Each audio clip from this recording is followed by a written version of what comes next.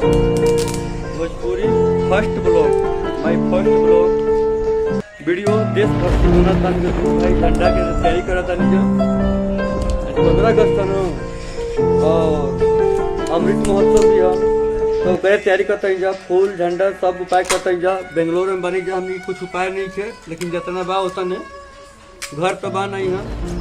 तो जाए जा देखी जा, हमने के तैयारी में लागल बनी। हो सका उतना हम लोग किए हैं। हाँ, जितने भी हम लोग हैं, इतना मेंबर हैं, देखिए आप लोग। आ जाओ भी, आ जाओ। हाँ, ये आ जाओ, आ जाओ, आ जाओ, कोई बात नहीं, कोई बात नहीं। सबसे आगे आ जाओ। कहा वंदे मातरम, आत्मनिर्भर हम कहा वंदे मातरम, मातरम।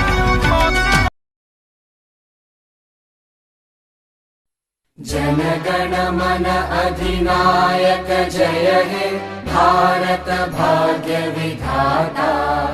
पंजाब सिंध गुजरात मराठा द्राविड़ उत्कल बंगा। विंध्य हिमाचल यमुना गंगा उच्चल जलधि तरंगा। तव शुभ नामे जागे, तव शुभ आशीष मांगे। गाहे तव जय गाथा, जन गण मंगलदायक जय हे भारत भाग्य विधाता।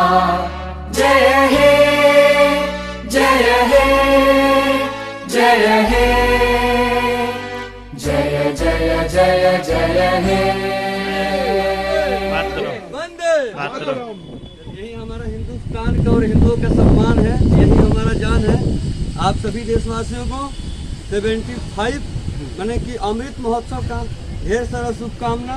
आप सभी को, आप पूरे परिवार को जय हिंद, वंदे मातरम, भारत माता की जय।